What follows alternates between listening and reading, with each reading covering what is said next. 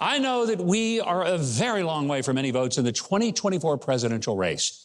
The early primaries don't begin until early next year, over 6 months away, and the first debate for the Republican candidates isn't even until August.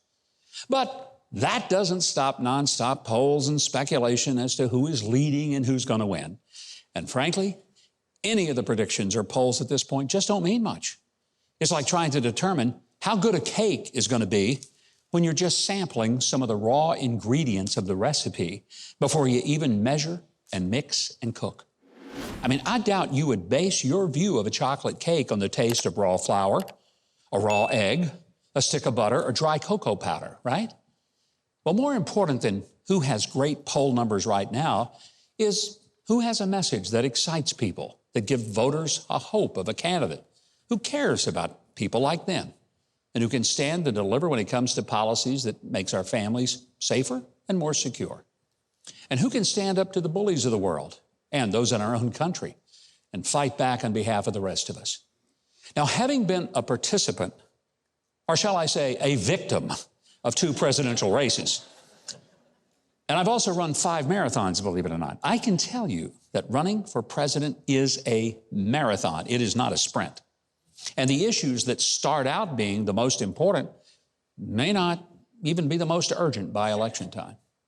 Now, for me, I care deeply that we elect someone who will fearlessly seek to dismantle the deep state operatives who have turned our government into a vicious weapon designed to destroy anyone who dares to question big government or its institutions or its collaborative work with big business or the monolithic media that only sees what makes the far left look good.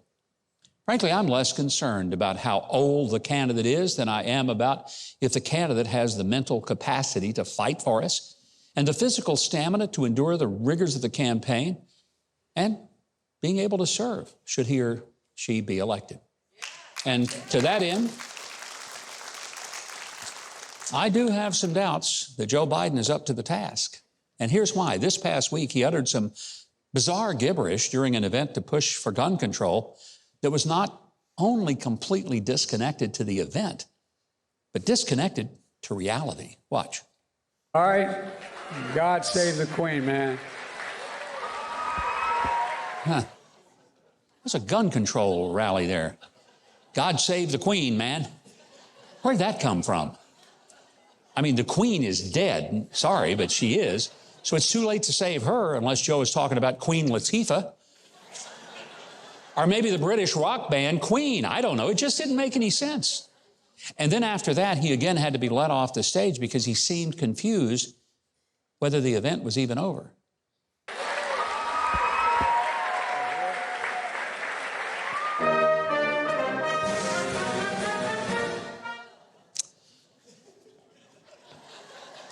But beyond his incoherent ramblings, his policies ought to scare us even more. His Secretary of State, Antony Blinken, made a trip to China this week. I hope it wasn't to renew Hunter and Joe's business deals with the Communist Chinese Party, I hope. But in what surely was a deliberate statement, he said that the independence of Taiwan was no longer U.S. policy. Now, that was like a nuclear device being set off. For decades, we have openly spoken and showed our support for the tiny island of the Republic of China, otherwise known as Taiwan, which is an economic power and an ally for freedom and democracy, as opposed to the so-called People's Republic of China, which is anything but a country belonging to the people, and it is most certainly not a republic.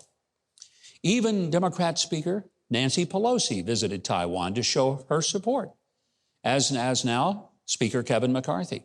And by the way, I publicly praised both of them, for standing with a true friend, because they should have. We have remained one of the few and only real friends that Taiwan had, and now the Biden administration seems to be determined to betray our friends in order to cut a deal with our enemies. Now, is it because Joe is compromised on the issue of China due to the shady business deals that he's partnered with his son Hunter with the Communist Chinese Party? You know, Barack Obama was right when he said elections have consequences. They sure do.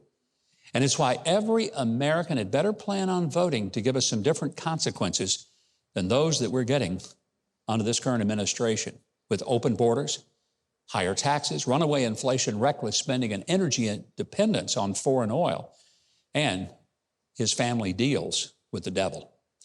The polls right now may not matter that much, but the election polls matter.